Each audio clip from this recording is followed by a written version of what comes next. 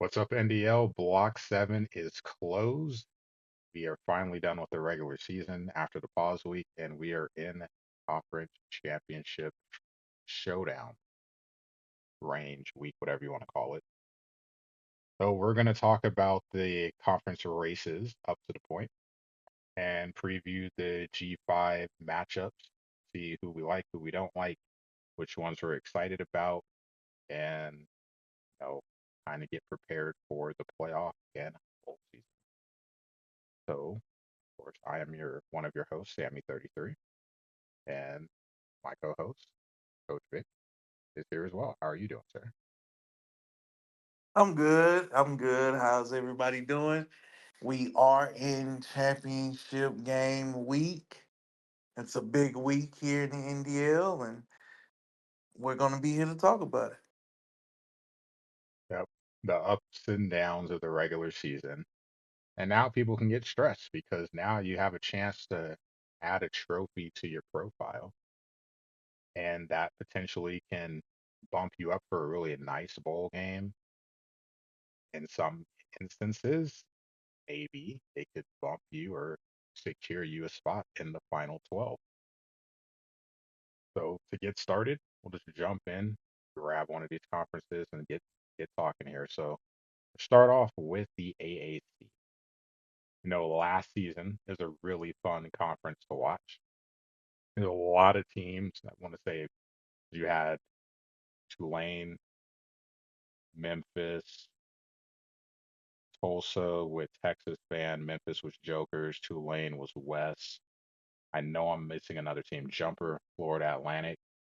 It was really, really top heavy. A lot of fun to watch. You had Carr in there as well with Charlotte. And this season, some really good teams too.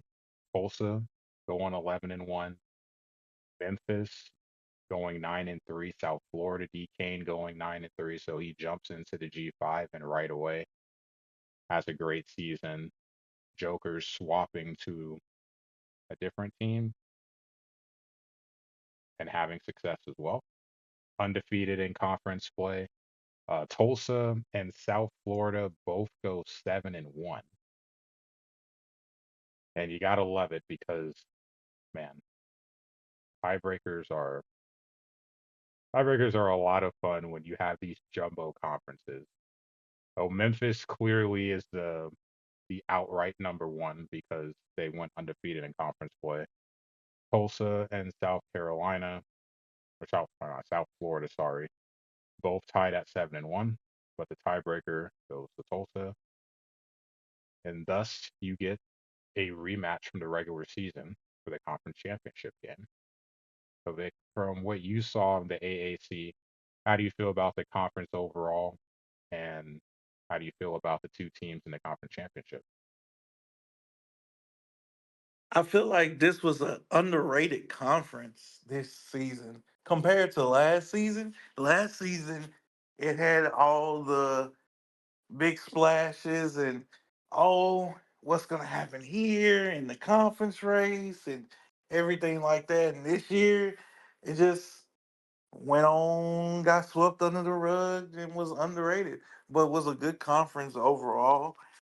Just a quick shout out to D Coach D Ward. Picked up Rice late and went 7-5.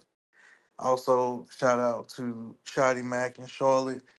Charlotte with back to back 8-win seasons. Season 32 with Carr and season 33 with Shotty Mack. Um, it went down to the third or fourth tiebreaker with South Florida and Tulsa.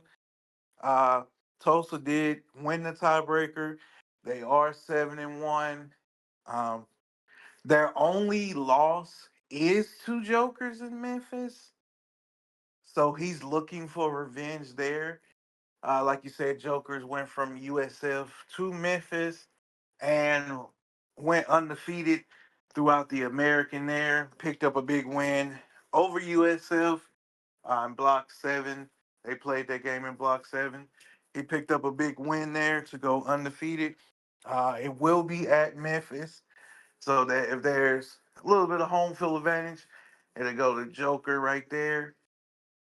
I believe. Are we doing predictions yet, or Yeah, we can jump in and do a prediction. Let's go conference by conference. right? So I believe that Joker is gonna get it done, and potentially this will potentially lead him out of the G5 into a power four job. But we shall see when it comes down to draft time. But I believe Jokers is gonna come out with the win there. Yeah, before I get into my prediction, and then we can go into a little bit on the why. Shout out, of course, one of my favorite coaches in the league, Drew Baca, for getting, man, Of course. some of those struggles because I don't always. I'm a night owl, but I do work super early in the morning, and sometimes to it's really difficult to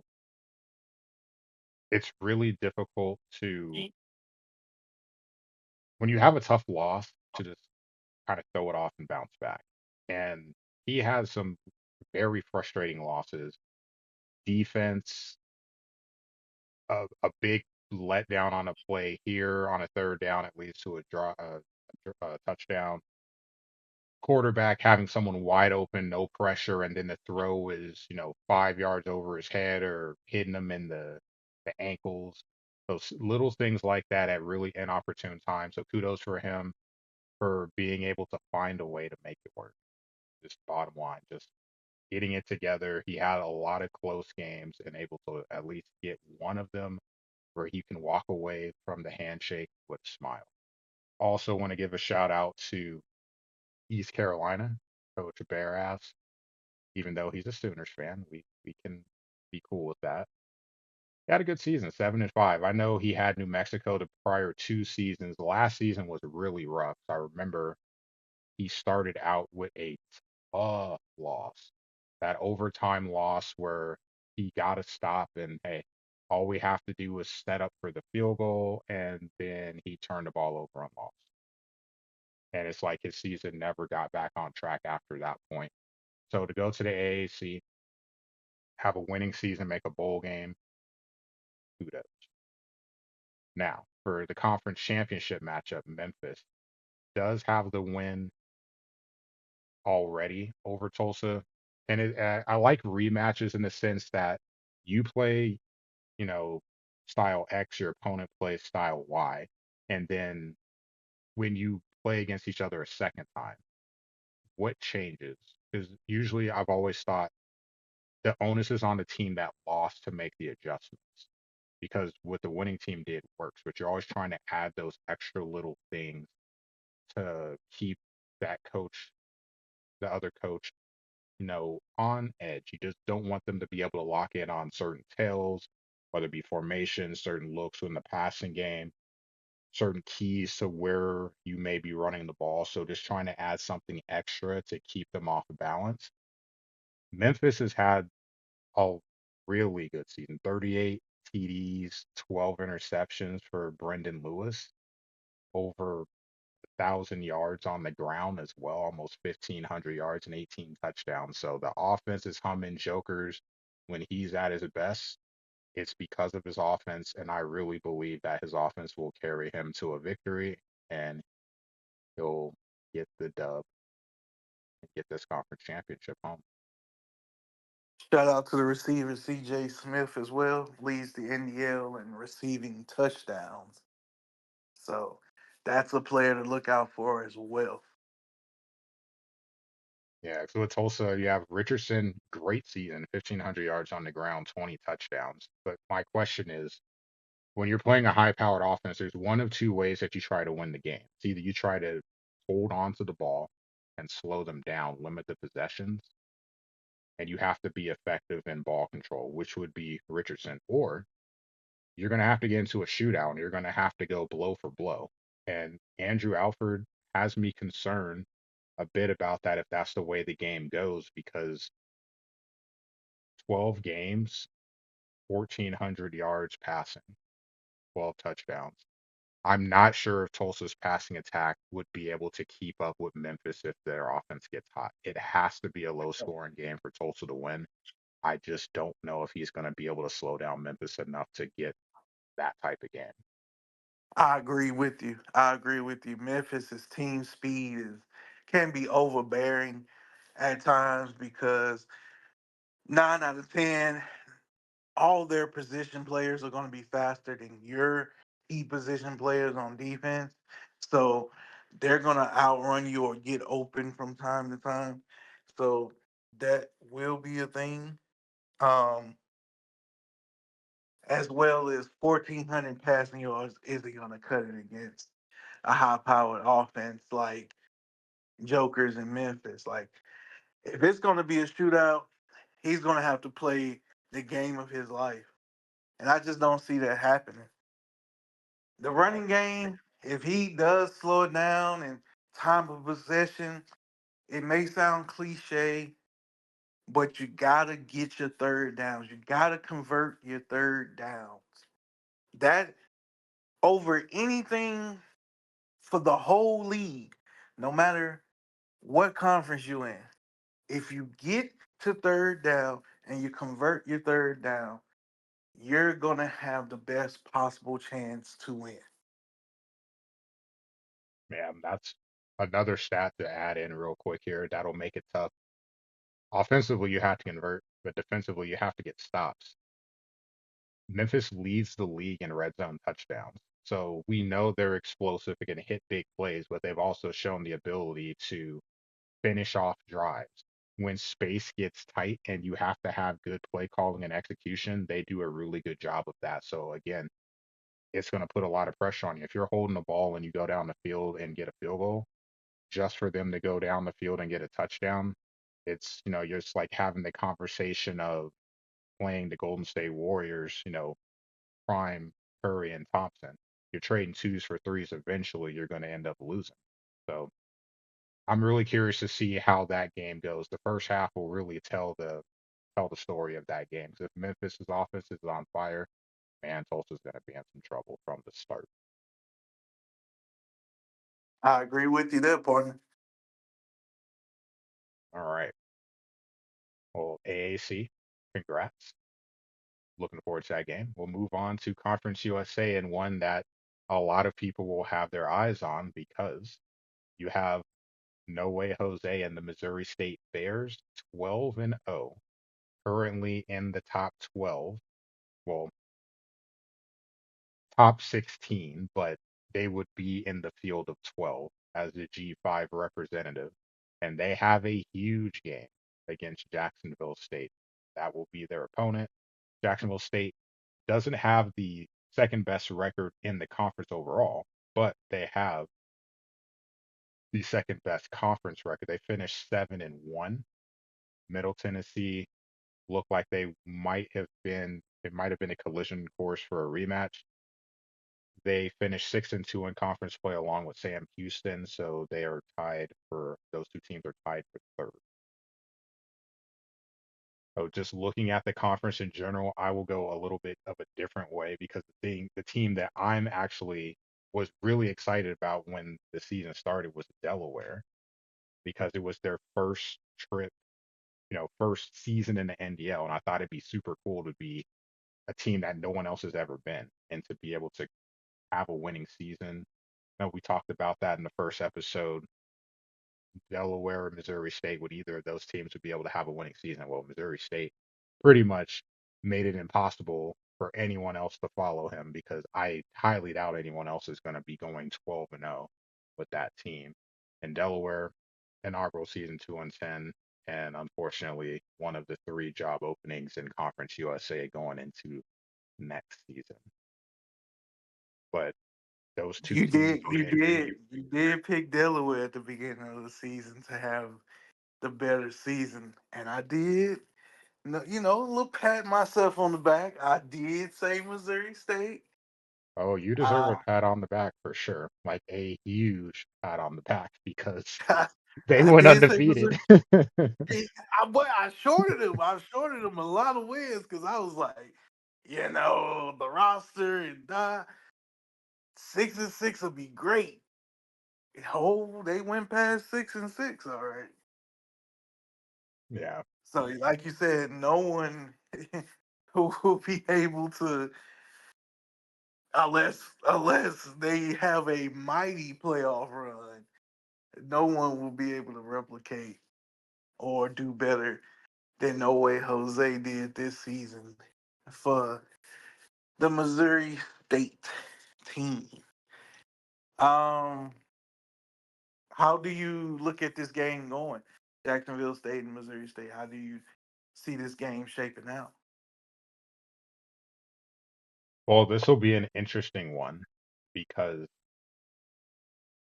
they didn't play each other in the regular season, which is hard to believe sometimes with these jumbo conferences. Just you feel like everyone kind of plays everybody until the tiebreaker when it doesn't matter because not enough people played. No, three of the teams played Team A, but not all four, so it doesn't count.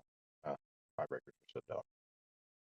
But Jacksonville State kind of had an interesting one because if I remember correctly, I know looking at the schedule, it shows they started 1 or 2 and 3, but I believe they started 1 and 3, struggled out of conference, and got stuff together during the regular season. Definitely a couple of sims because of a couple of guys dropping out, but you like to be playing your best ball at the end of the season, and that's what Jacksonville State is doing.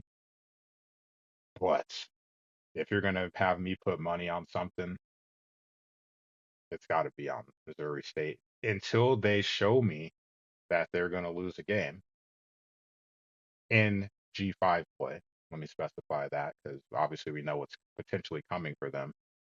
It's hard to root, it's hard to pick against them right now. Fourth in scoring in the league, third in the league in third down percentage, second in red zone touchdowns, and number one in interceptions, number one in forced turnovers in general. So they do what you're supposed to do. They get the lead, they make you one dimensional and force you to pass the ball, and they force you to commit mistakes, make mistakes, and it just puts so much pressure on the opposing defense. It's it's a tough ask. I'm gonna say probably Missouri State, maybe three scores, 14-17, somewhere in that range. I think I think it's going to be close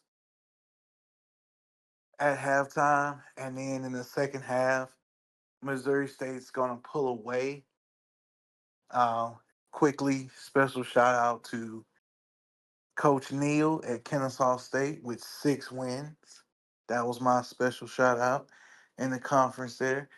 That is a mighty tall task to ask. Is winning 6 games at a school like Kennesaw State. New to FBS as well. So congrats to him. Hopefully he has a good opponent in the bowl game. But as far as the conference title matchup, I feel like it's going to be close. I feel like Jacksonville State is going to keep it a little close in the first half, but Missouri State is going to blow it open.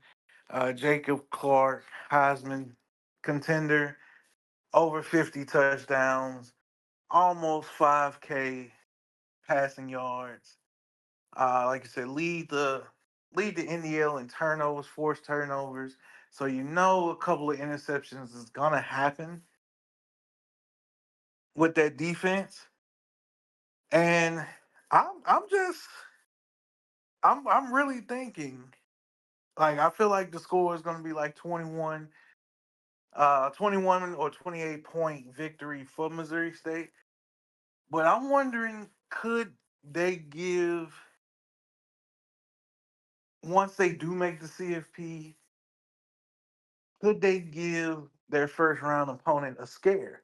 Even if it's in the first quarter, could they give them a scare? Be interesting. I'll tell you what, I love to kick the ball because I want my defense on the field first. I always feel like, hey, I want to get a stop to set the tone. Now, clearly that hasn't worked for me this season.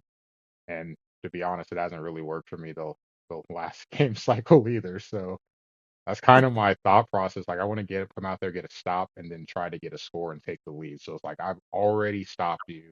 I've already showed that I can score. Pressure's on you. This would be one of those situations where I'd want the ball first. Let me just go out there and score. Put the pressure on Yep, from the very beginning. You from the already know you're very going to have beginning. to deal with HFA anyway. Just own it all. You have to make that first drive a success. You get a touchdown on the first drive, and you're going to face a very good coach, a very good team. But sometimes falling behind, whether it's early or late, some people might not be built for that. The pressure, especially in this situation, because you're expected to win if you're the power four team. You're expected to win. You're at home. You have the more talented roster. So if you fall behind 7-0, and then you got stopped and had to punt, or you threw an interception, hmm, The pressure is on. The pressure is definitely on at that point. for sure. And I feel bad for like Jacksonville State. Like I feel like no, I never want to say there's not a chance, but man, Missouri State just looks so good this season. Jacksonville State's playing their best ball, but man, I just don't know if they're going to be able to hang with that offense. That's why I said they'll probably hang with them for a half. I will give credit when credit is due. They have caught fire at the end of the season. I feel like they could potentially make a game out of it in the first half, and then, like I said, Missouri State is probably gonna pull away late third, early fourth. Yeah, I could see the same. Also, before we move on to the next conference, want to give your former school shout out for their coach, Adelopes, going 8-4 at Sam Houston, and then Maros at Louisiana Tech going 7-5. They both qualified for a bowl, so congrats to both of them. Don't know if they plan on staying G5 or trying to parlay that, but good seasons for both. Exactly, making me look good on both fronts. I love it. I love it. Well, now we'll shift to a conference that we know very well because we kind of have the king of the conference. He has another opportunity to reign supreme, the MAC. So this has been a fun season with the MAC because if you remember last season, there when we started the season, it felt like half the conference didn't have a team.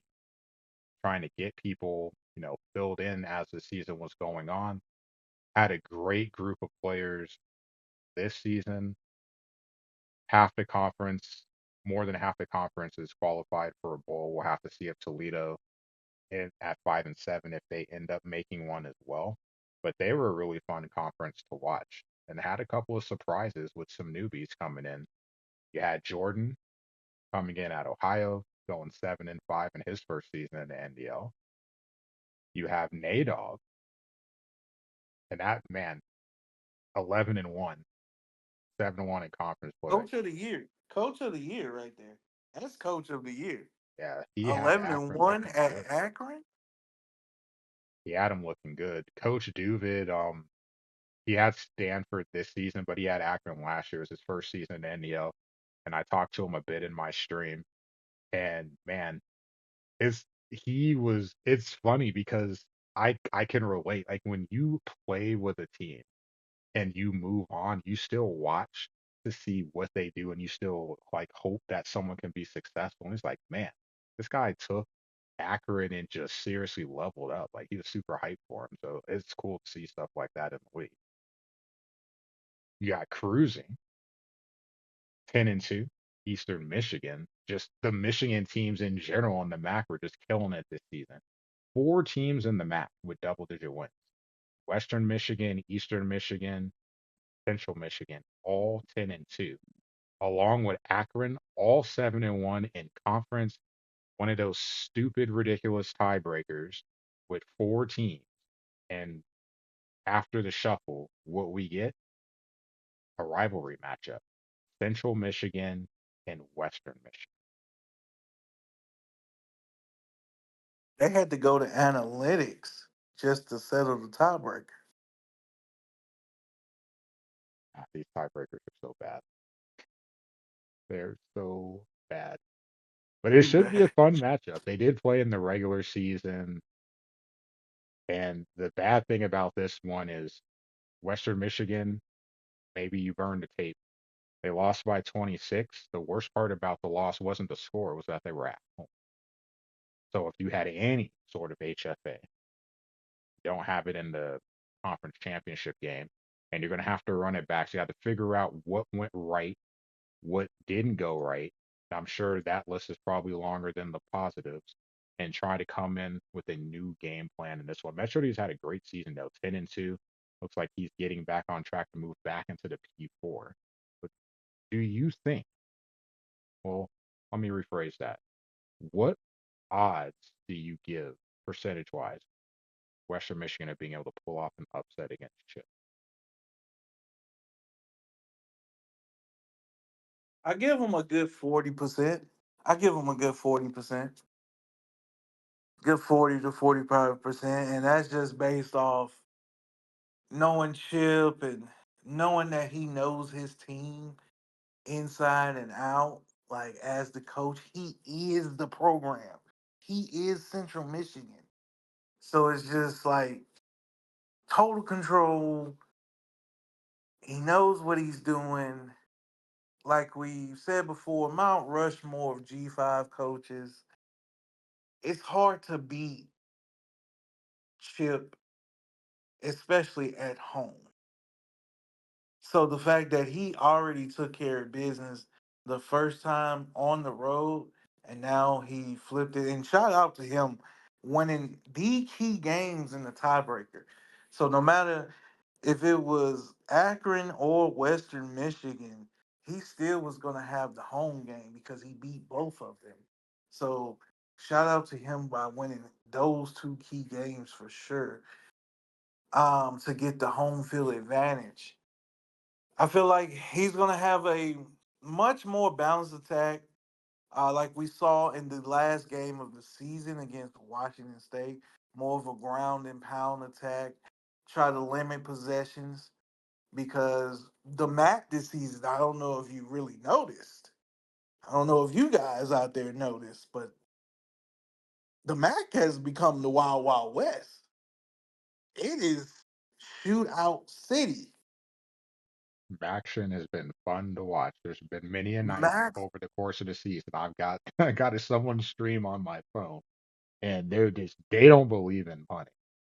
It's Oh either you no, they score or don't you turn the believe ball over. That's it. all over. Yeah, yeah, yeah. Maction is fantastic this year. So it's definitely been the Wild Wild West. So to prevent that, I feel like Chip is going to limit possessions and have a more running attack, more ground and pound, take time off the clock, win the time of possession game, and then try to pull away late.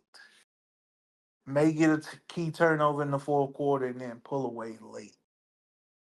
Yeah, I see interesting. like a 14-point victory. I could see it, and there's one thing that stands out to me about Chip at the start of the season and at the end of the season. So everyone remembers his first block because the upset on the road against Michigan State. Uh, It was a really interesting game to watch. Chip made some great user plays defensively in the fourth quarter to force a turnover, force a fumble, actually forced two and recovered one on the very next play. And that turned the tide in that game.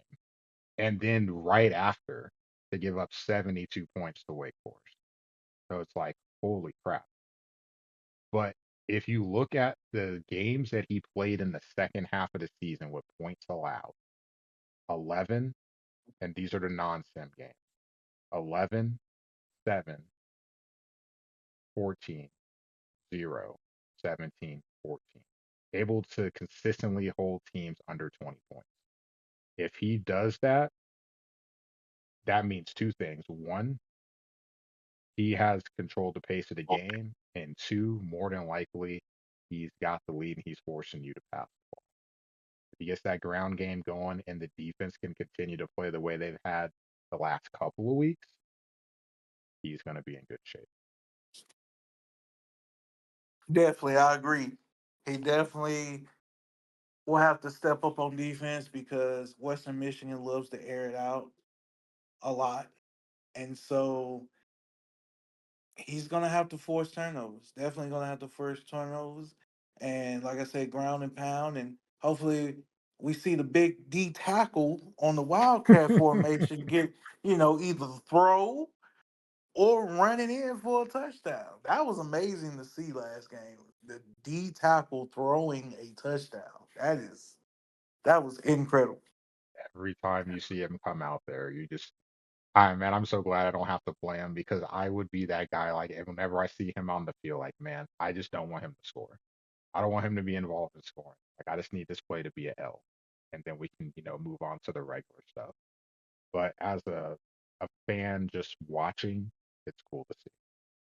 But yeah, his defense will definitely have to step up. Western Michigan, in 5 of their last 7 games, put up at least 38 points, and they've topped 45 on 4 separate occasions. So they can put it up. Clash of styles. Definitely can.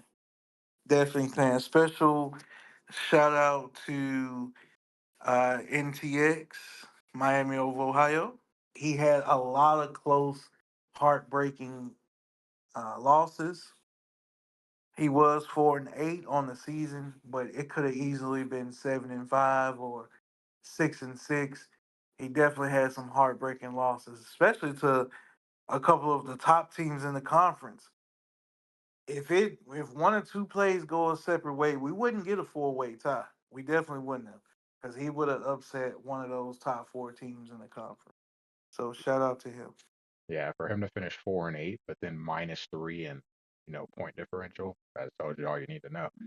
In the games, just not able to make quite enough plays to get the dub. Speaking of dubs, no, that doesn't really rhyme. We'll go with Hubbard. Um, Northern Illinois, 2-10 on the season, but first season on the NDL media team. Up there on game day and contributing to the league. So shout out to him as well. Definitely NTX for sure though, because I'll get to probably interact with him quite a bit. I'll say probably starting Friday. There's a pretty big game coming out, and I'm sure our paths will cross quite a bit. I'm pretty sure they will as well. All right. Well, a conference that I clearly know a lot about because I talk to this guy, one of the guys in the conference all the time. The retirement home of the NDL, the Mountain West. So unfortunately, over the course of the season, we did lose 2 coaches, but the Mountain West continued to have some great action, varied offensive schemes, varied defensive schemes. Half of the league will be bowl eligible.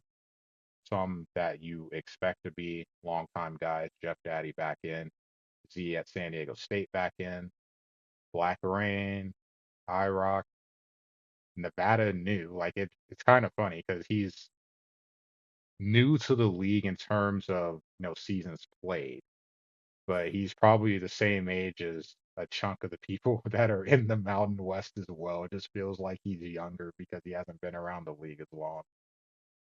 Really interesting there because it looked like Nevada had it locked up. Like all they had to do was just finish the race. And unfortunately, a good season ended roughly the last couple of blocks with 2 key losses. So you have a 3-team tie atop the Mountain West at 6-2 in conference play, and the championship game will be between Boise State and UNLV. Nevada's on the outside. In general, what are you thinking about with the Mountain West? And then what are your thoughts on the championship game? In general, love the conference, as we like to say, the retirement home of the NDL. Good shout out to my guys, Beer Cop and Wobbles, of course. And special shout out to Jeff Daddy, Che Pono, BBB. with the bowl eligibility. You love to see it. You definitely love to see it. Now, as far as the conference, like you said, you went over everything with Nevada and UNLV with the tiebreaker. So with the conference championship being Boise and UNLV, um, Black Rain is going to give you a tough game. I've said that numerous of times. I played him in a bowl game last season. Tough, tough, tough opponent. Played him before when I was in the Mountain West. Before also played him then. Tough opponent. Gonna give you a game. It's gonna be a close game, regardless of um, if you have the better rated team or not, or if it's evenly matched or not. He's still gonna give you a tough game because that is his school. He knows that school. He knows that team. Um, can run it with the best of them. Um, but can also throw it in the clutch as well. He has a couple receivers that he goes to, on key third downs to get first downs. So this will be a tough game. Boise, just it's just the overall difference. Like I said at the beginning of the season, was going to be rough for everybody else in the Mountain West. He did suffer a couple mishaps and slip ups in conference to keep him out of the CFP, but he refocused and got the top spot in the CFP. Because remember, we was questioning if he even could be in the title game in the second spot. So the fact that he rebounded and Nevada kind of collapsed made way for him to be having the home field advantage and on the blue turf. I just don't see UNLV winning it. I see it being a close game though, like 7 or 8 points, but I see Boise coming through with the victory and being back-to-back Mountain West champs. Yeah, Coach Rock has definitely got things going. I'm not sure if it was maybe the Vegas trip or the wedding, one of the two, whichever, maybe both, kind of You know, rejuvenated his squad. And you rejuvenate yourself once you get married. It's you high on life. yeah, it definitely helps, especially with losing Austin Bolt. Me and IROC have talked about that. Boise State's not a fast team at all. And I mean at all. Even for it to, G5 matchups, they're talented, but they're not fast. And Bolt was one of those guys that was looked to be a difference maker. He was early in the season. If even if it wasn't him making catches, it was the threat of him being on the field, being able to force defenses to have to account for. Boise State has been able to adjust. Sherrod isn't Genty, but still over 1,000 yards on the ground, 17 touchdowns, no surprise there. And Madsen was probably the big question mark going into the season. Moving to Heisman, we all kind of were in the assumption that passing the ball would be tougher, or sorry, running the ball would be tougher, so teams would have to pass more. If Boise had to, how would it look? Over 2,000 yards and a positive plus or a positive touchdown interception ratio. That's really all you can ask for. This will be an interesting game. UNLV has had big leads or two-score leads early the last two times they played. Boise State walked them down and they split their last two games. So the question is in this one, Boise State, they're playing their best football right now. Can you start fast? You don't want to have it. It's nice to know that you're capable of playing great in the second half, in the middle portion of the game, so to speak, the middle half, the second and third quarter. But can you start Yeah. fast and make things easy on yourself? Florida State, you're down 21-3, you walk them down and win. Georgia Tech, you fall behind, you're down 14 with a little over 2 minutes to go, you walk them down and win. It just would be easier if you could be on the other side of that. Impressive win against Nevada, shutting them out 31-0. So maybe this is the time. in this rivalry, this coach rivalry, that like, hey, we're gonna come out and score, we're gonna dictate terms, and we'll see how it goes. So I do think Boise State will start a little bit better in this one than they have in the past, and I think that Boise State will. It won't be easy, but I think that he'll be able to get the win and go back to back. You would have to start fast if you're Boise. You don't, like I said, Black Rain is a tough coach.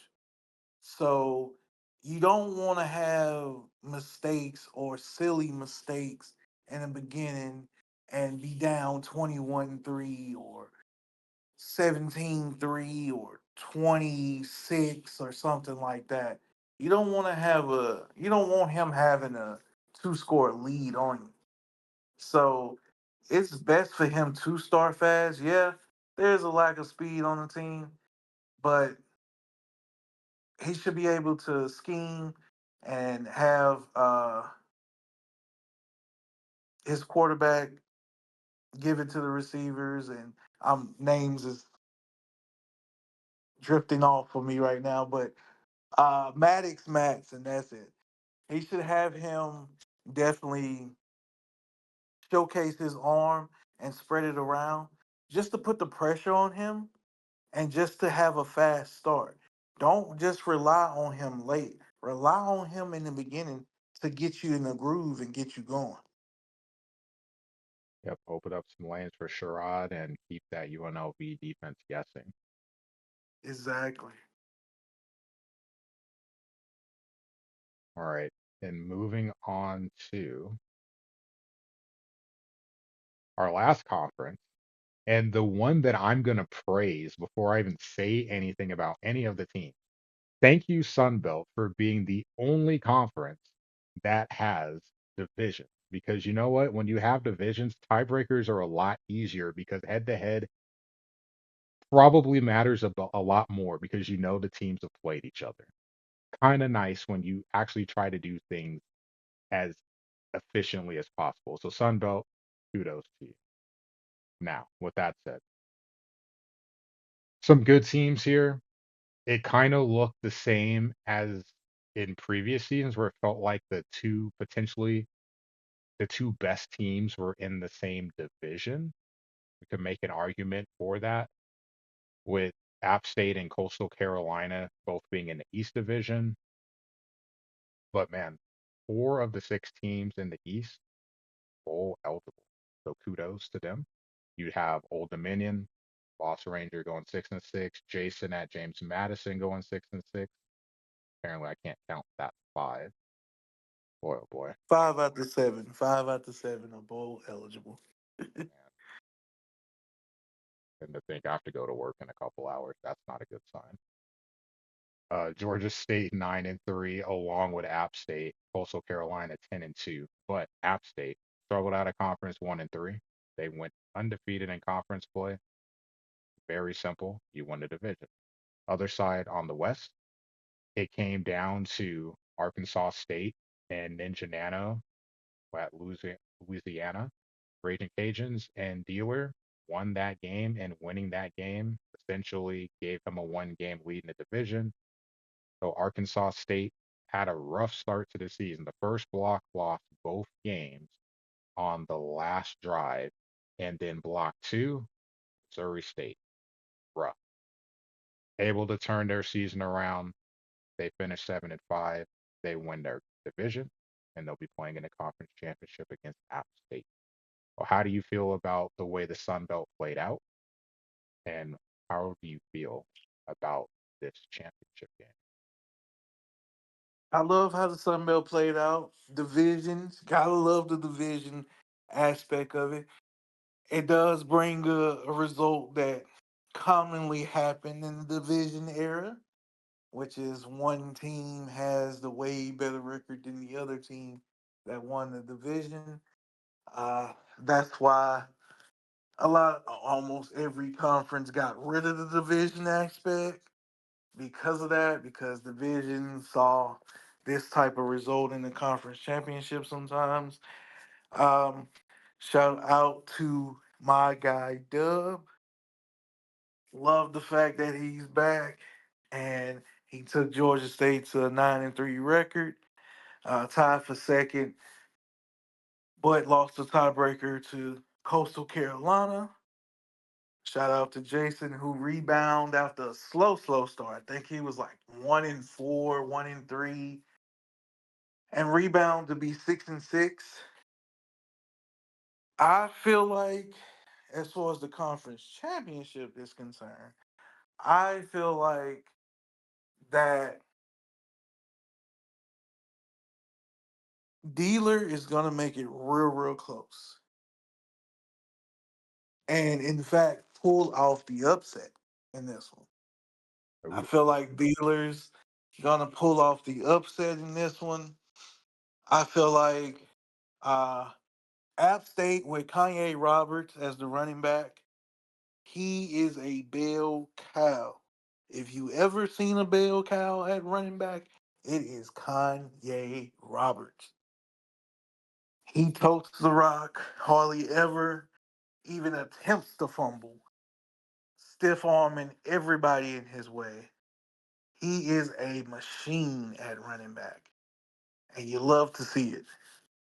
But the way Dealer plays, he has close games basically with every single team he plays. So you know this is going to be a close game. Um, Arkansas State went 6-2, won the last game of the season against Louisiana Lafayette to get it, and that will propel them to win the Sun Belt. Um, his quarterback Rayner threw for 23 touchdowns, but also 15 picks. So there you go. The yo-yo effect of his season, in a nutshell, is the touchdown to interception ratio for his quarterback. I feel like it's going to be a high-scoring game in the 40s, but Dealer's going to pull away late by 3. this is an interesting one because they just played each other. So block seven. Dealer had to beat, like, really needed to beat Ninja Nano to make sure that he was in a position to win the division. But then he loses by 10 to App State, but he just saw it. So it's fresh on the mind. And looking at the stats, three fumbles by Arkansas State. Exactly. But his quarterback, Rayner, 11 of 14. 11 of 14 for 278. Say that again. 11 completions for 278 yards and four touchdowns. Like I So, said, the yo-yo effect. The yo-yo effect is in the quarterback. That's all you have to say is like 11 or 14 for 200 some odd yards. That's crazy. But then the offense in general has 4 turnovers. yeah, Yo-yo effect. it'll be interesting because App State, they have one of the deadliest ground games in the NDL. Because you just sung the praises for Roberts. And I know why, because I watched him play. And then you also have Rashad, who also ran for over 1,000 yards and also had double-digit touchdowns. He has two running backs with over 130 carries, like both basically had about 1,100 yards and 14 touchdowns. Just tag team and defense is wearing you down. And Yeah. quarterback doesn't have to be quarterback play doesn't have to be great. Not that Swan was bad, threw for 2,700 yards with 16 touchdowns. Like, you're not asking him to do a lot. You just ask him to be efficient. Completed Yeah. 72% of his passes. That's what you want. Run the ball, keep the backs fresh, cycle them in and out the game, and then force a defense to have to sell out on trying to slow those guys down and making it easier to read the passing game. Should be a fun one. I think this was gonna honestly think this is gonna come down to the last drive. Definitely. I feel the same. Like I said, I feel like it's going to be a game winning field goal by Arkansas State that's going to give him the victory. A key factor for App State is the tight end. Now, Coach Brady does use the tight end a lot, especially in third down situational football. Run the game, run the ball, run the ball, run the ball, especially on first down. Run the ball, two-headed monster, pass when needed, but definitely the passes to the tight end Larkins on third down to get a first down. Simply old school football right there in a nutshell. 53 catches, leads the team in yards. He is the key X factor for App State. Yep, that'll be a fun one to watch. Honestly, that is probably the game I'm most excited to watch. That may sound weird because you got Jacksonville State and then you got a high-powered offense in Memphis, but I just feel they just played each other. That game was a good watch, and then just an immediate run back, almost like it felt like you were a scrim a week ago, and now you're playing, or 2 weeks ago, I guess, at this point, and playing again, same place. So it's not like you're, switching home and away. So what adjustments will Dealer make? Can he protect the ball? And App State, that run game. Does one of the running backs get hot and you ride that, or is it going to be the tag team that they've been doing all season? So it'll be fun to watch. We're looking forward to it. I would say probably the tag team, and like I said, the key passes to the tight end. If you work that formula, I feel like he's gonna win. And I feel like Dealer is gonna cut down on the turnover. I feel like he's gonna cut down on the turnovers, and the fact that he cuts down on the turnovers is gonna give him the win. I'm most excited to see the MAC title game because I love offense, but this one is gonna be interesting for sure. Oh yeah, I think honestly across the board, it's a great set of games. They all have their Definitely. own storyline. They all have a great pair of coaches. It's going to be fun to watch. Every conference matchup has a team with at least 9 wins in total in each conference championship game. That's hard to do for the G5. At least have it every at least have one team in every G5 conference to have at least 9 wins. That's gonna make it interesting and entertaining. Oh yeah. And just another shout out to the Max. I know not everyone goes in that section of Discord, but at the beginning of the season, the live chat is just it's whatever it's gonna be. When games are being played, to talk about the most random thing. So the Mac, they were really like it's the camaraderie of, hey, we're all in this together. No one thinks highly of us because we're the Mac. Let's go out there and play some good football. And out of conference, man, they were hyping each other up during games and after wins. So it was really cool to see. And then to see at the end of the season that 4 teams have 10 wins, pretty crazy. I'm not sure, and I'm definitely not going back to look, but I feel like that has to be the first time that's happened in the Mac. Got to be the first time that's happened in the MAC. That has to be. There is no way we've had a season, even back in the day, where the MAC had 4 10-win teams. No way. Well, there's a couple quick little things to chat about before we end this episode. So the extra, and I feel bad because they're not really extra, but they don't have a conference per se. But it's the group of five, as in 5 conferences. You've got UConn. I want to give a shout out to them and Dave. 10-2 on the season. We were all waiting to see how that game with NC State will play out. 27-35.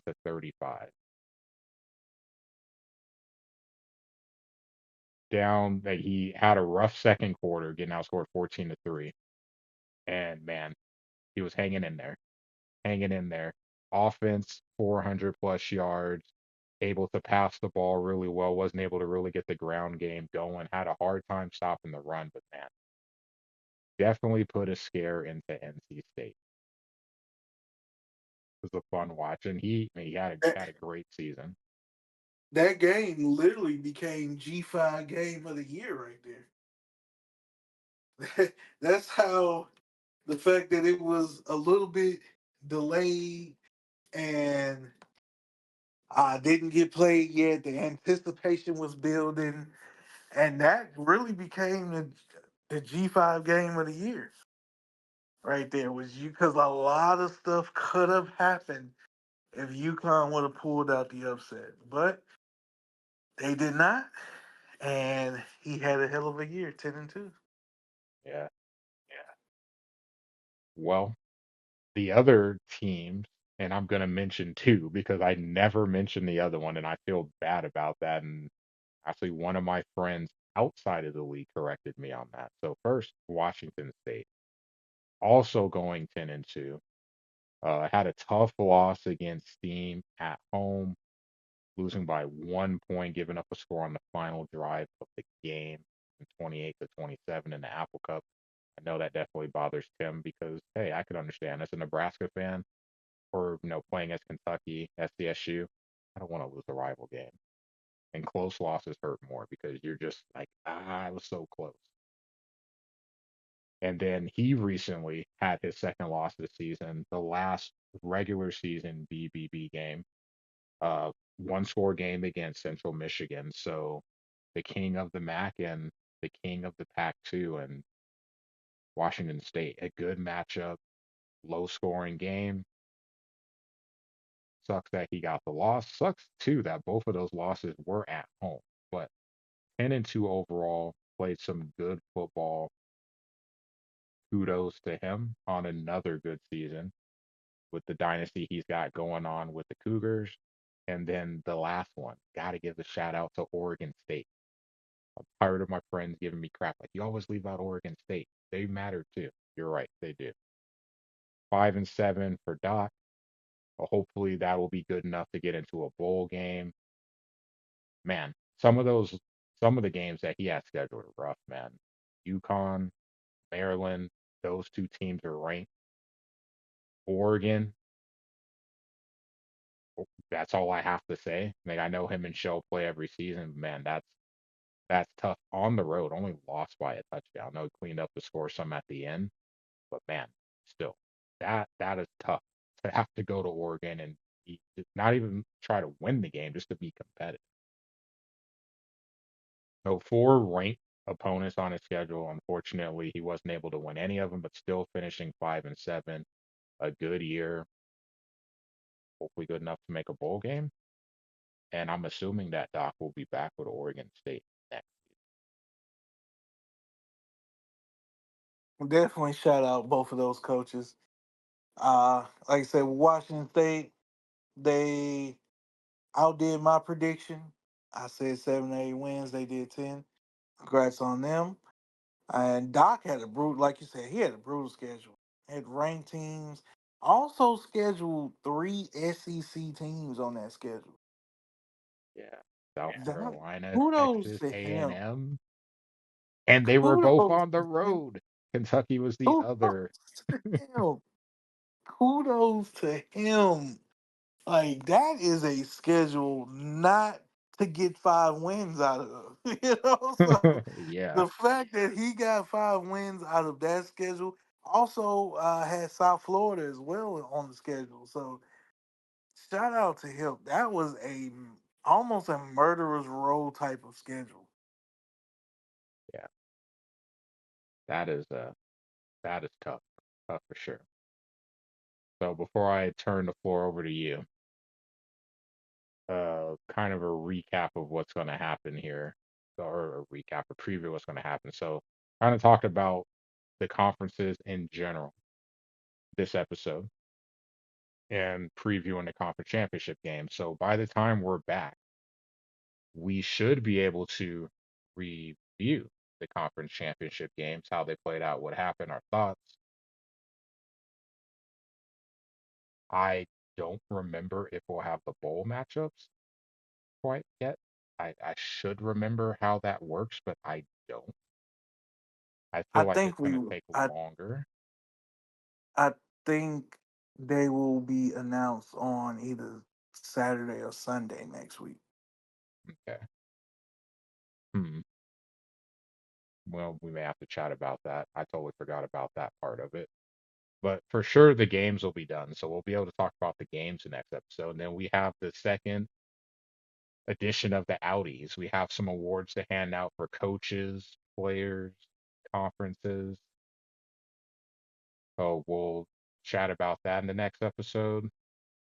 And depending on the timeline, that following episode, trying to think 2 episodes down the road, actually, we should wait. We have to preview the CFP.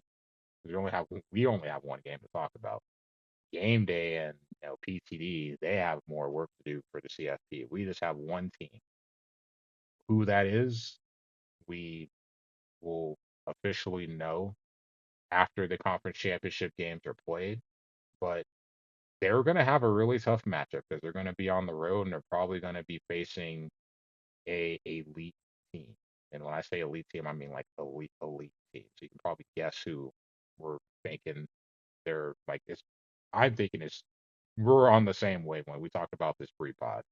It's one of 3 teams, and that's going to be a tough matchup. It'll be entertaining to see though. David versus Goliath. So we'll talk about that, and hopefully at some point we'll be able to talk about the potential bowl matchups in the G5. Who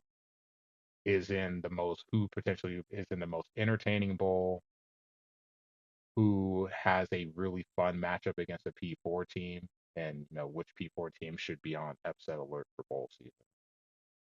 But for now, I'll turn it over to you, give you the last word, sir. Well, the last word. First, I'm gonna say shout out to all the coaches in the G5.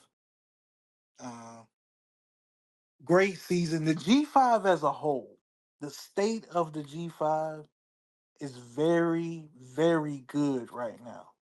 Borderline great. Very, very, very good right now. The state of the whole entire G5.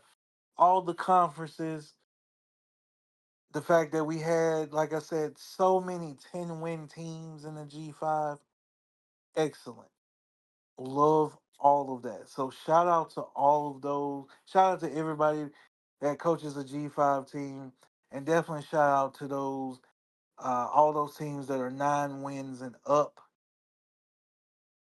Shout out to you guys for making the G5 on par with all of the Power Four. Because I feel like the Power Four was a little bit down this year, outside of the SEC, of course. But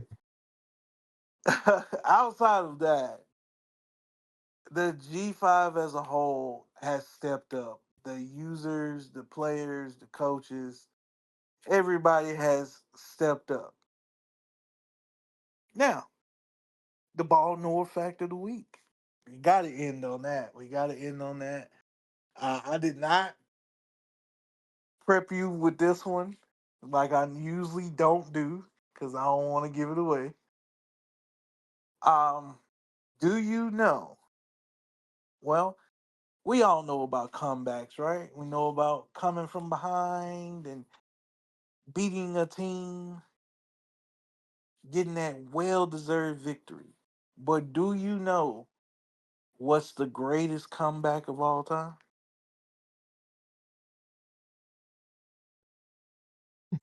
Do you have a I'm little bit sorry. of a guess? I Do had you to have a laugh little bit of because a guess? immediately I felt like I had a bunch of Patriot fans yelling in my ear about 28-3.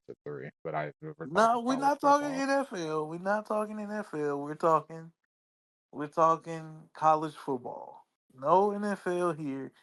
College football. Do you know the greatest deficit a team has came back from in Wow. college football history? Do you know either of the? Could you guess what conference it was from? I'll say that. Could you guess what conference it was from? Boy, how recent is it? Like, give me a ballpark. Uh, 2000s. It's in the 2000s. Hmm. For some reason, I'm gonna guess the ACC and probably be wrong. You are wrong. You are wrong. Would you like a second guess of what conference? It's a Power Four conference, so you got three other Well, guesses. I can give you that. well, it has to be the Big 12 then. Negative again. I It give up. is the Big Ten. It is the Big Ten.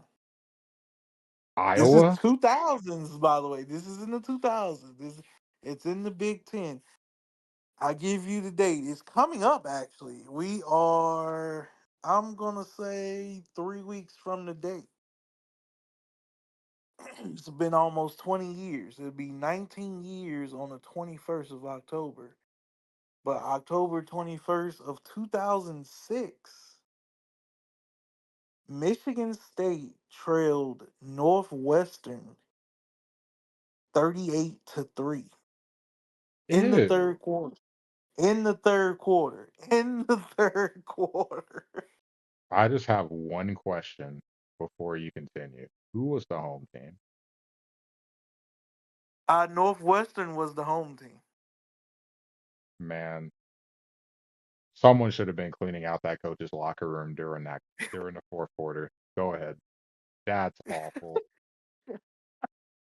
That 38 to 3. I want to say Northwestern was either like this game either cost them a bowl or they went on to go like 6-6 or something like that.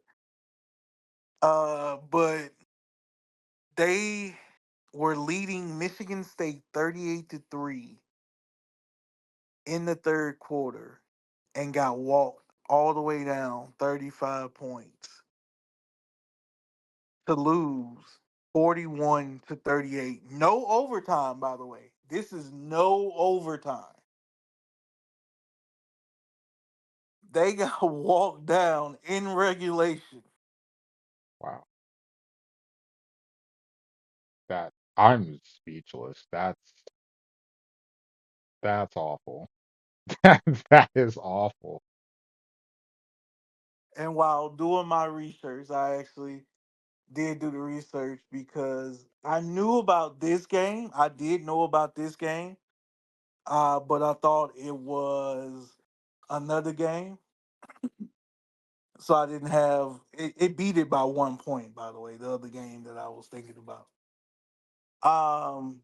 I thought it was the Josh Rosen game, Ugh. but this game here beats it out by 1 point. The Josh Rosen game. Matter of fact, out of the top five, out of the top five comebacks, because it's like 4 games tied for fifth, fourth. And so out the top five comebacks of all time, a current Big Ten team is in all of them,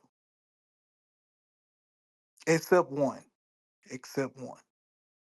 They a current Big Ten team is in all of them except one. The only one is a G5 representative. Tulsa came back from 31 points down to beat Fresno. Wow. But every other game has a representative of the Big Ten. UCLA is on here twice. Maryland is on here back in the day. Ohio State and Minnesota are on here from 1989. That had to be the wildest shit ever. 80s Big Ten football? Wow. Whoa. Hmm. Wow. Yeah, Texas Tech in Minnesota, TCU in Oregon. That was a bowl game. And California and Oregon are on here. UCLA. is on here twice. They walked down Texas A&M by 34, and they walked down Washington State 30 by they was down by 32 points. Hmm. That's very interesting. That's going to lead to a side note here. I'm going to ask you first. Well, I'm going to ask you, and then I'm going to give you time to think because I know mine. I was looking it up during this conversation because I needed to get the context.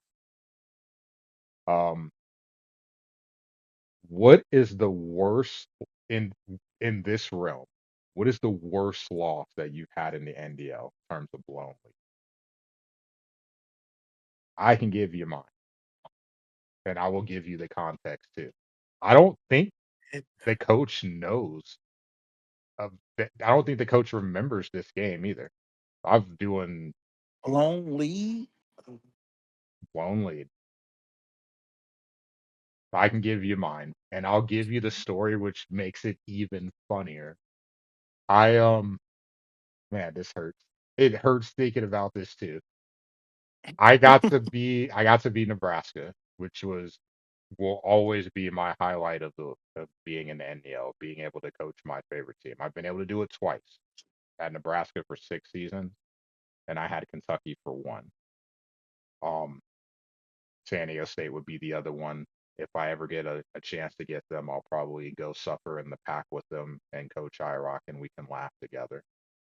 Um, but season 19, so a long time ago, my last season at Nebraska, I got fired. I went 7-5, and the game that turned my season around, going downhill, was week. Got to get the week right here. Week 6. Who was the coach? Pat. Don't think he I knew remembers it. this I game. kind of figured that. I kind of figured that. I said, "Who is somebody that could walk him down?" I was And like, I still remember this game. I actually have the VHS because I used to, so back in the day before we had streaming, what I used to do is I had my PS2 wired in a way where it went through the VCR so I'd be able to record my games. So I would just record the games and then I would look at, I'd recorded stats too. So I'd just be able to go, okay, here's the stats, write them down, and then get to the computer so that I could put my stats in. This is before we could use phones like, we can do now. "Yeah." In that game, I was up 28-3. And I actually watched this recently because I was looking through some old VHS tapes. I'm like, oh no. And I watched it and it just made me feel bad all over again. I was up 28-3. He forced a fumble on a third down and legitimately just it was just boots to asses after that. Like I can put myself back in the context of watching everything break down because like, okay, I'm just trying to run the ball. I'm just trying to eat clock. He's just walking down the field and scoring like crap. And then you're starting to press on offense through an interception in the fourth quarter. He takes the lead late. And then I turn the ball over one more time. And I remember I was talking to Coach Irock before the game started. I'm like, well, I'll hop off the phone because I'm about to play Pat Cool. So then he calls like 2 hours. He's like, hey, you never called back. How'd the game go? I'm like, I fucking lost. And I was just like, I was, it just messed me up for the rest of the season because I felt like no matter what happened in terms of leads, I never felt comfortable. Like nothing ever felt comfortable for me. So I understand because we got to see it last season with Bruce Bagel when he was with BYU. This man blew multiple 20 plus point leads in a season. So I can relate to that because when you lose a game like that, it really messes with you. It helped get me fired, and it definitely messed with me mentally too. So, Pat, our first matchup, just so you know. was a very hurtful experience. It was a fun matchup, but man, actually watching that back a couple of weeks ago, God, that was painful. Maybe I'll try to get it like I'll have to get some kind of program to convert it, and I could send him the file for the game so he could see it. But man, you want to talk about rough. Easily, because I mean I just had Florida State against Boise 21-3, but that one against Pat was worse. Like it was worse. That was mid third quarter, up 28-3 and losing. Ouch. I'm trying to think about it now. I don't, man. I've walked down a lot of people. See, that's the thing. I've walked down a lot of people. Uh, I've done the comeback. As far as I'm looking at it right now. I'm looking at all my seasons right now, and I'm like, uh,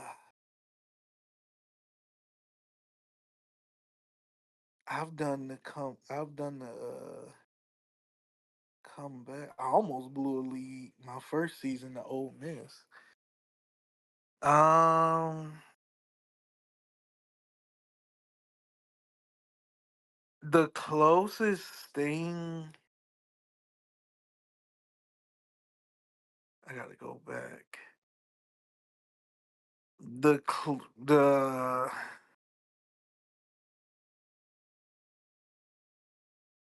yeah.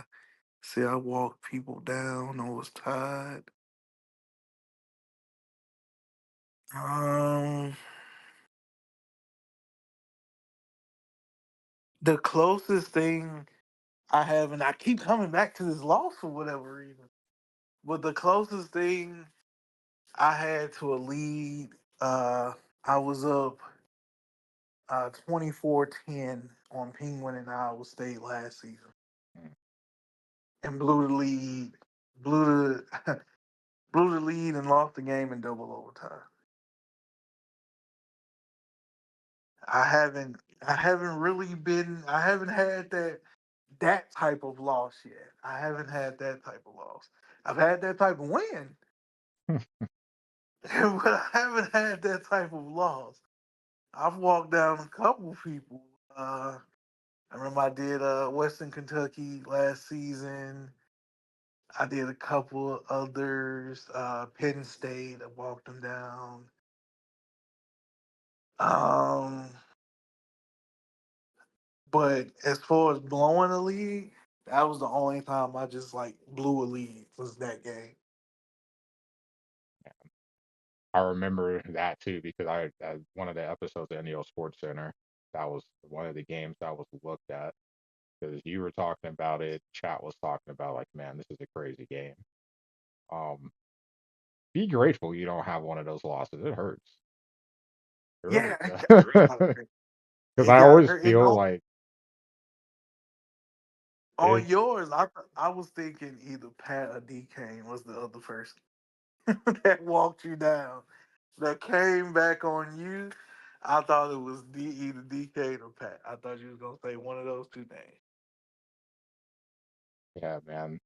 It's hmm. names. Speaking of almost walked down, we almost walked down Miami, but too little, too late.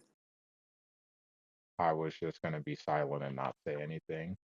I've been kind of keeping my eye on some of the scores, especially after some of the man. Oh no, I saw. You can't Oh, tell I me saw. we don't replicate the NDL here. You had whatever the hell that ending was with Texas and Florida. I'm like, what is going on? Oh my god. Oh my god. What And was that? and then you had Penn State and Cal, and I'm just sitting here, just like, do you not want to win? And then it makes me think of watching some of the games that I've watched and some of the games that I've been a part of, and you make questionable decisions. And it's like, why would you do that? That doesn't make sense. and then you watch it play out in an actual game, and it just makes you just makes you shake your head. Like you just every game is really its own story. But I would be We curious for we really are gonna look back on this season in real life. By the way, NDL update: Texas took down Alabama in the SEC title game. yeah. Texas clinches the number one seed in the playoffs in the NDL for season 33. Um, but in real life, we're gonna look at this season and we're gonna look at how not us, not us, not us per se, but a lot of people are gonna look on how wrong they was on Arch Manning. I feel like that's gonna be the biggest takeaway in real life of the season is that like how wrong people were on him. I have no words for what I saw this week. Uh, it's something I'm gonna forget who said it. I want to say it was Pat. Is either Pat or RB that said it in the live chat. Like the one thing that stands out the most to me about this season is the elite quarterback play that you expect at the top schools just isn't there right now.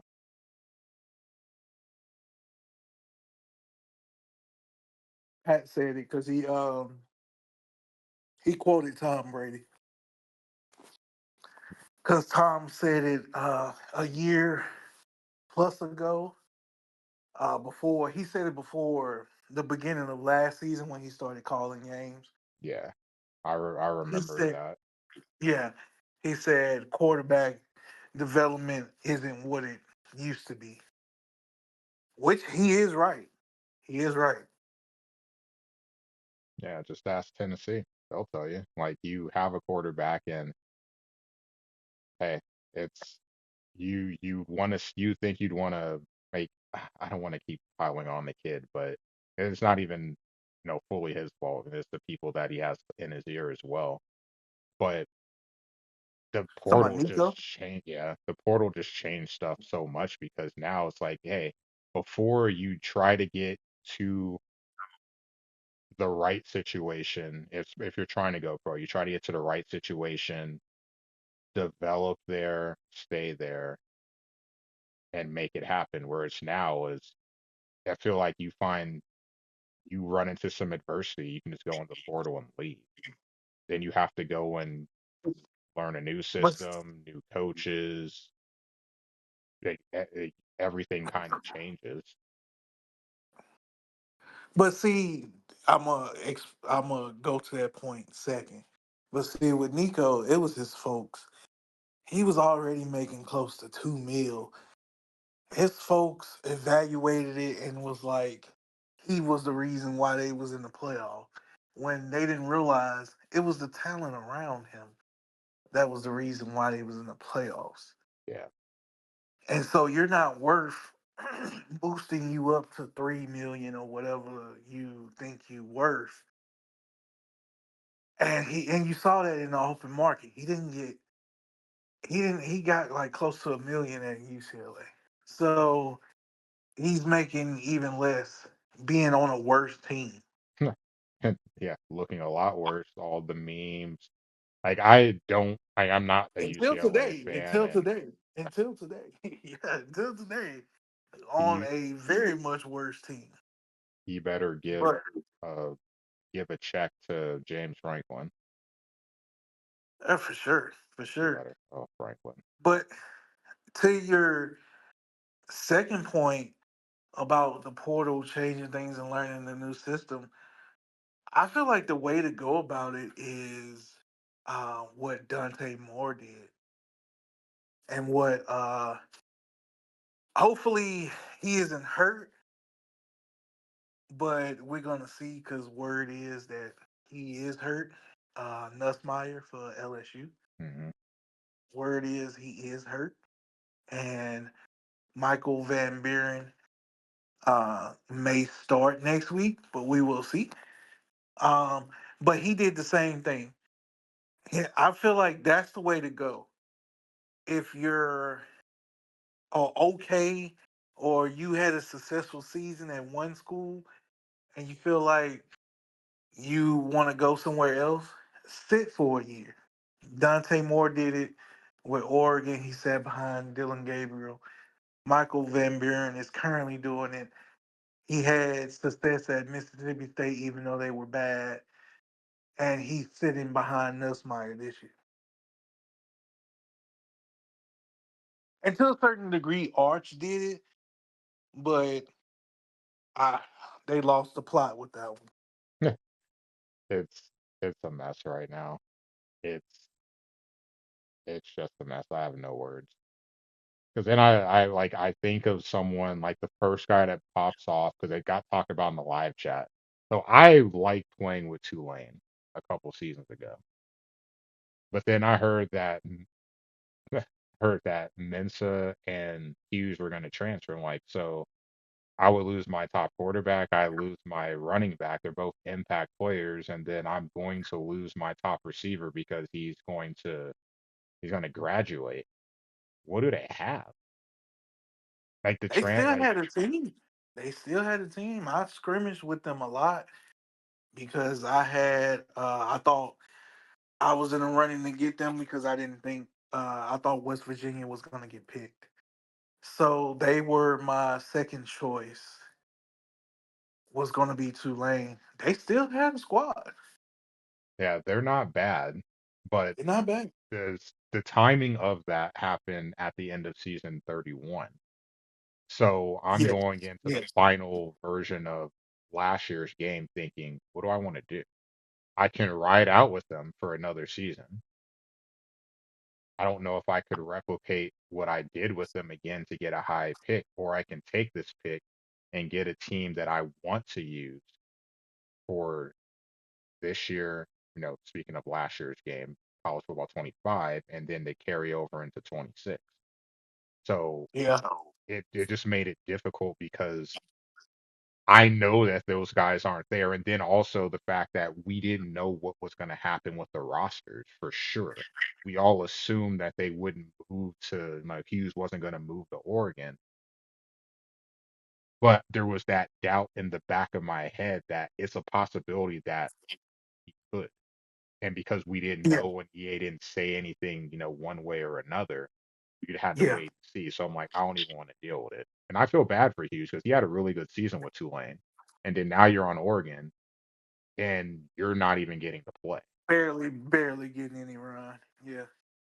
Yeah. Yeah. So it's like if you're I trying to feel go like it's pro, worse. it hurts. I feel I feel like it's worse on I feel like it's worse when you're G5 trying to move up to P4. I feel like it's worse because if they don't have a guaranteed spot and Oregon never really just had a guy, just one guy for the longest of times, except for the Chip Kelly years, and they still had multiple running backs. Yeah. So they always use multiple running backs, so that just wasn't a good fit. I don't know who be telling these people it's a good fit. Guy from Penn State, the backup quarterback, that was a good fit. Like whoever was in his ear telling him that was a great fit because that is working out perfectly. Yeah. He probably would be starting. They probably would have benched Drew They would have Aller been screwed. by now if he was still there. So at this point, so it's just I feel like the best two positions or three, or D linemen, corners, and receivers.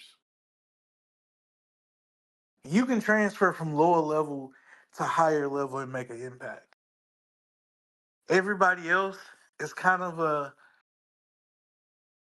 you gotta wait a year and see because people don't realize like people have gotten spoiled because of what happened at Ohio State. this past year and what happened at a couple other places that I cannot remember right now. But it takes 2 years for that transfer. It doesn't take the 1 year wonder stuff doesn't really work unless you got uber talent around him, like Will Howard did at Ohio State. Unless you have that, the 1 year wonder quarterback, oh, he's the savior. That don't work.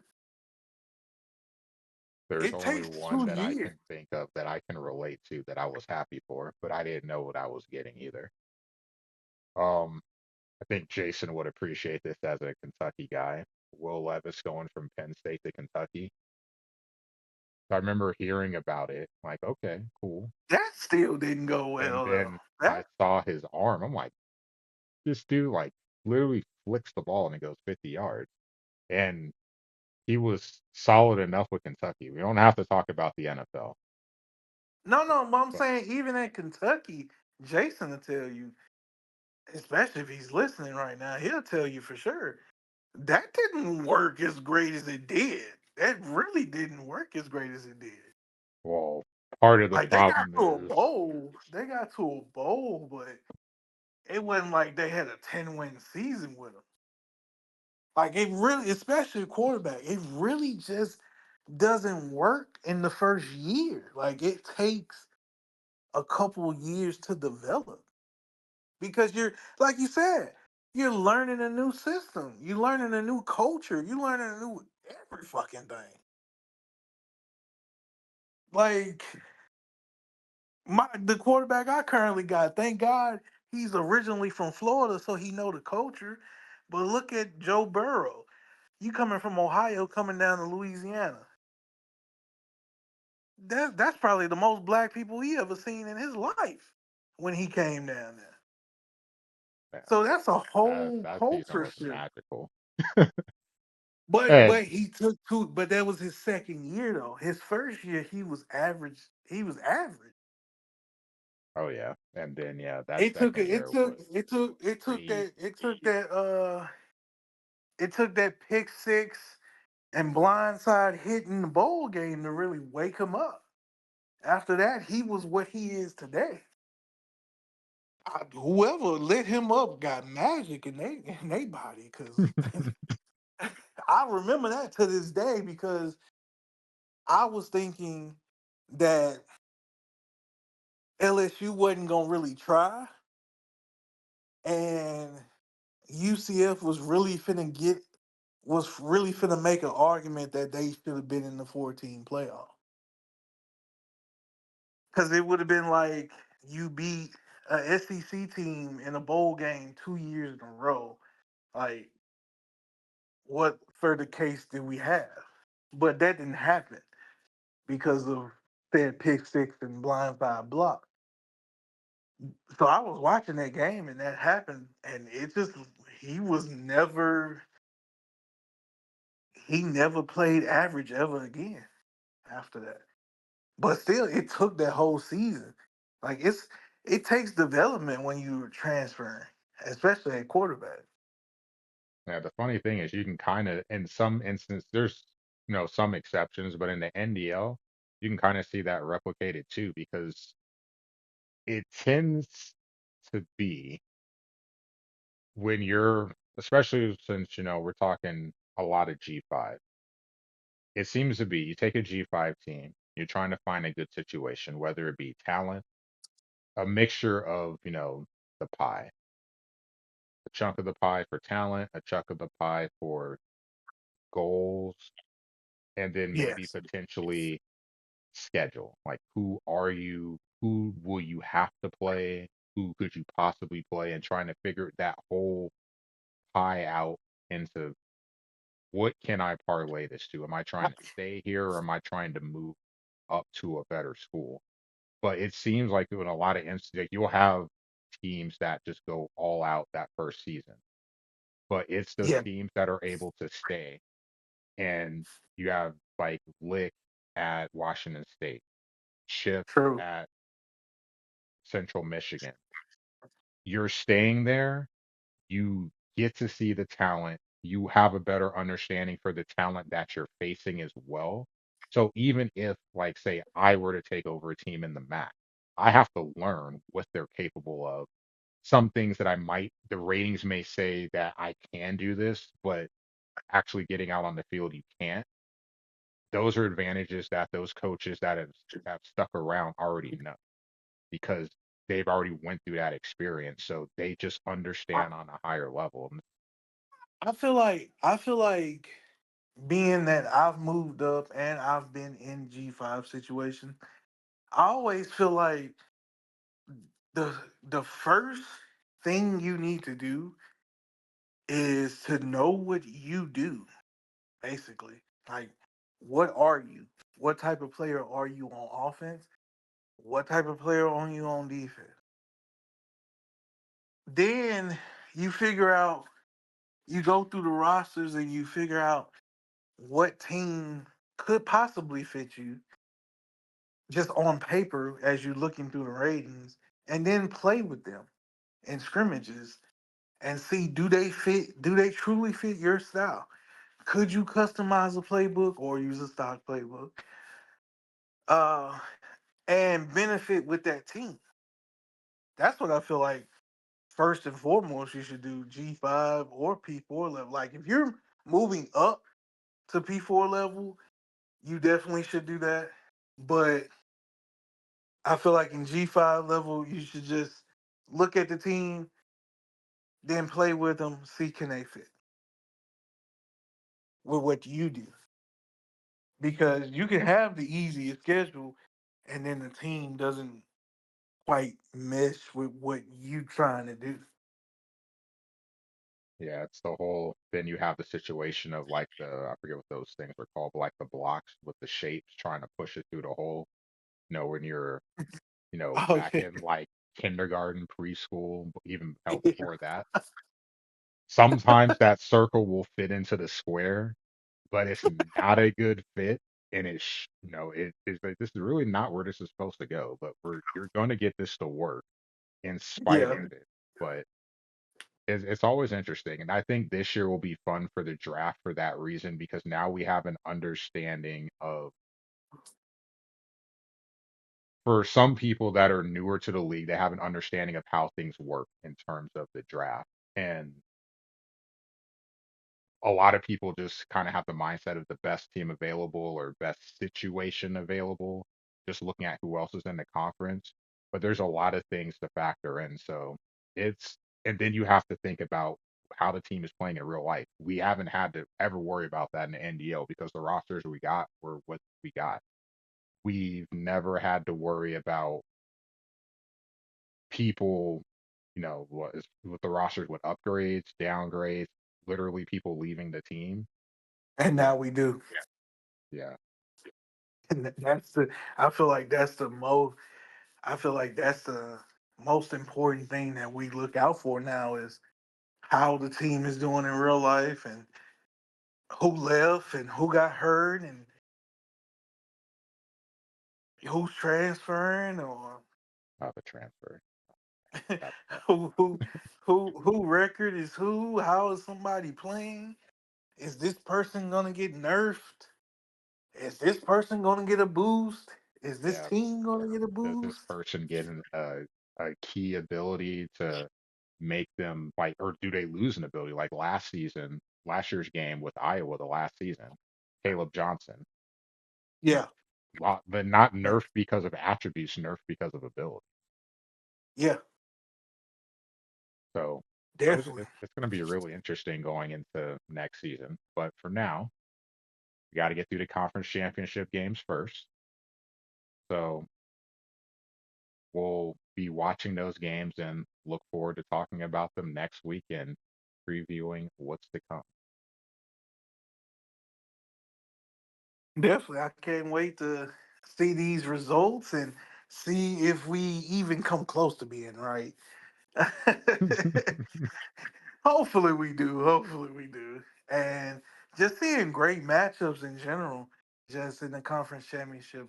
This is an exciting week. So can't Yeah, wait to chat next week. Definitely. Well, we'll sign off for now, and we'll catch you guys next week. See you later.